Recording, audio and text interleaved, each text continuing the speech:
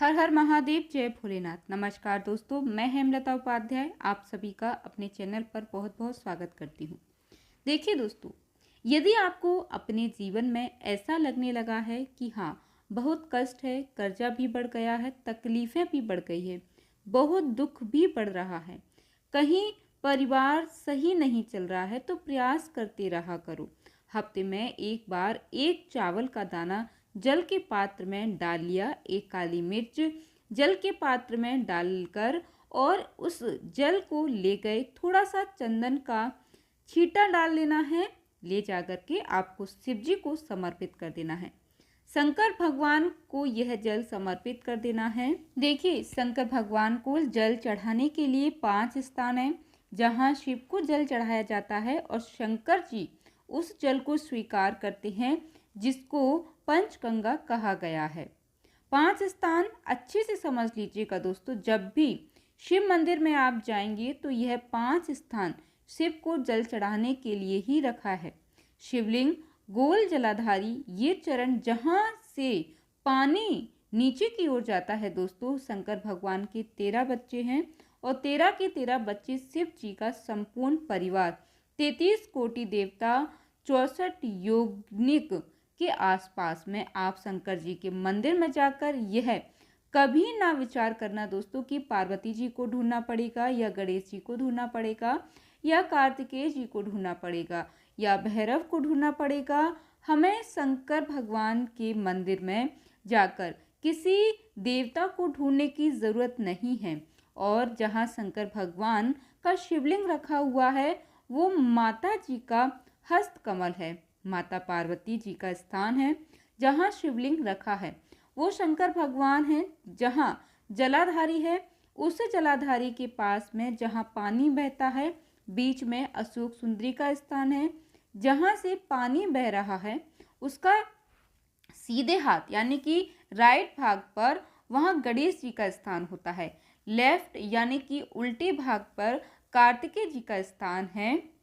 और देखिए, शंकर भगवान के ऊपर जो जल गिर रहा होता है वह शंकर भगवान की 5 लड़कियां जया, बसह, शामली, बारी, दौत, देव, ये शंकर भगवान जी की 5 बेटियां ऊपर हैं। जहां से पानी बहकर उस निकासी से जहां नाली बनी रहती है दोस्तों, पानी जहां से निकलकर बाहर मंदिर के जा रहा होता है वह 33 कोटि देवताओं का स्थान है।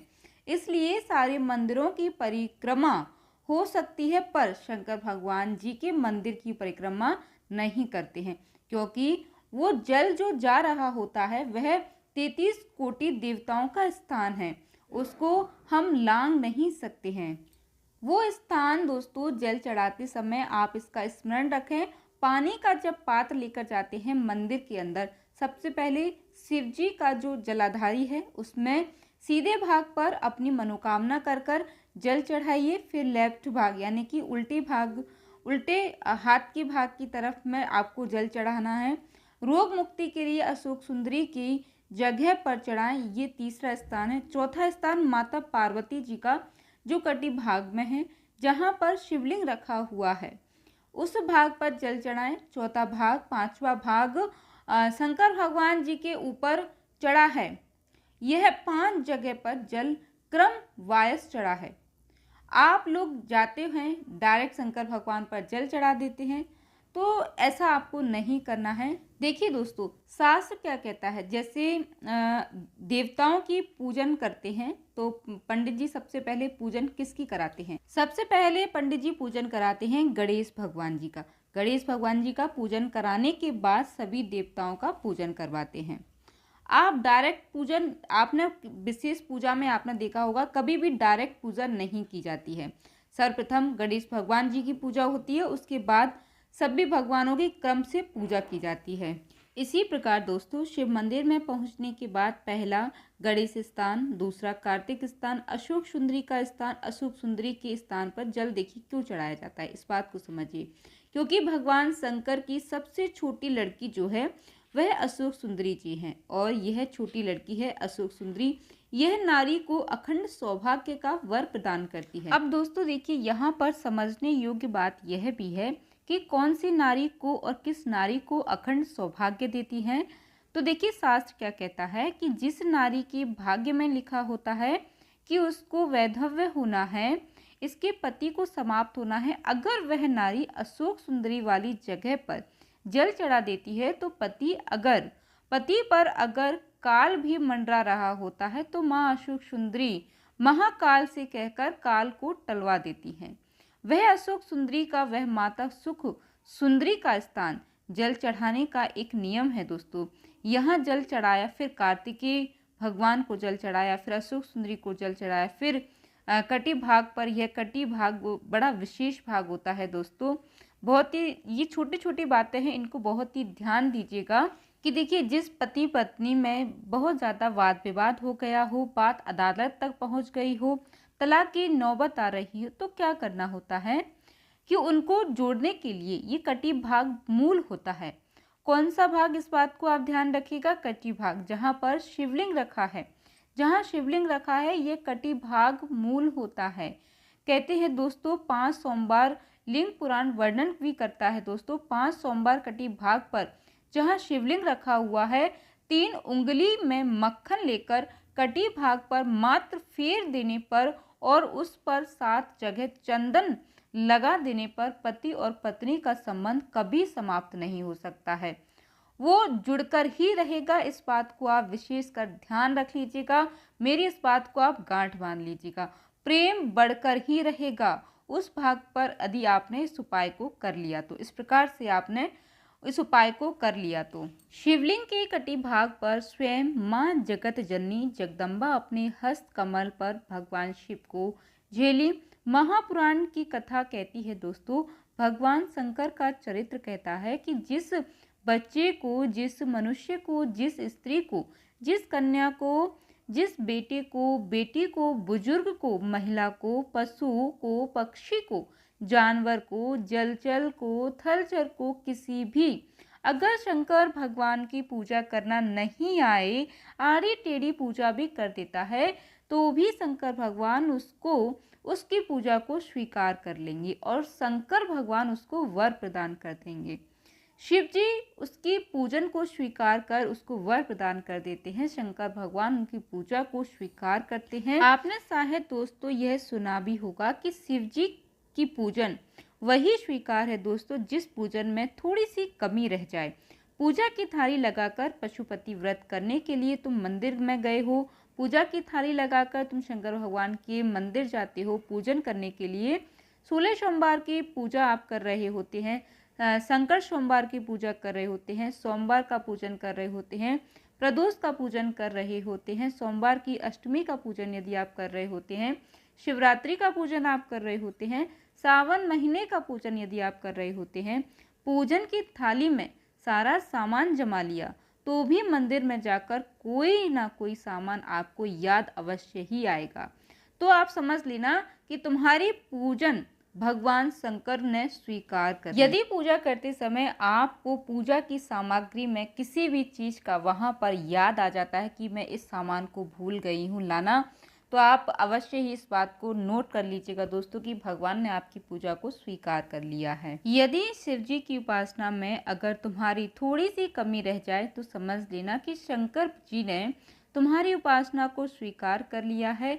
यह केवल तुमसे ही मतलब नहीं है दोस्तों, केवल आप तक ही नहीं है कि आपकी पूजन में ही उपासना की कमी रह जाए। यह शंकर भगवान का वर है, यह शिव जी का वर है। किसको? भगवान नारायण को। जिस समय पर नारायण ने संकल्प लिया था कि सावन के महीने में 108 कमल के पुष्प रोज समर्पित करूंगा।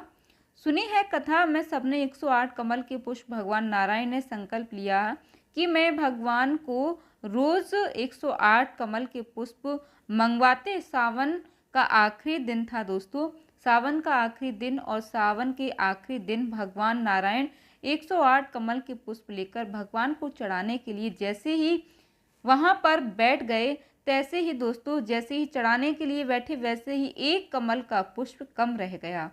लक्ष्मी जी से कहा जाओ जल्दी से कमल का पुष्प लाओ। लक्ष्मी जी कमल का पुष्प ढूंढती रहीं, नहीं मिला दोस्तों, सब दूर देखा, सारी जगत में देखा, पर कमल का पुष्प लक्ष्मी जी को नहीं मिला। लक्ष्मी जी को कमल का पुष्प नहीं मिला। आखिरी पूजन की थाली में कमल का एक पुष्प कम रह गया। भगवान नारायण ने अपनी आंख निकालकर भगवान शंकर को समर्पित कर दिया।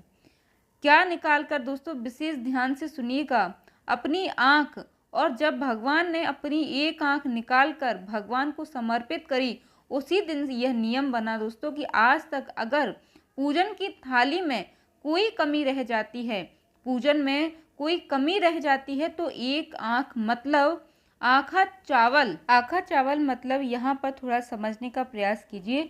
देखिए, हम पूरा आँख तो भगवान को नहीं दे पाएंगे। इस संसार सागर में कलिकाल में एक आँख के बराबर आखा चावल, एक आखा चावल पूरी पूजा होने के बाद शंकर भगवान जी को समर्पित कर दीजिएगा। तो शंकर भगवान उसे नारायण की आँख के बराबर जो है स्वीकार कर लेते हैं। भगवान नारायण जी ने एक आंख शंकर भगवान को दी। शंकर भगवान ने अपना सुदर्शन चक्र भगवान विष्णु को दे दिया। भगवान शंकर त्रिनेत्रधारी हो गए और भगवान नारायण सुदर्शन चक्रधारी। अब देखिए दोस्तों, 108 कमल के पुष्प में से एक पुष्प अगर छुपाने वाला कोई था तो वह देवाधिदेव महादेव थे। शंकर भगवान ने कहा भगवान विष्णु से, हे नारायण, आपके कमल के पुष्प को, एक पुष्प को मैंने छुपाया था।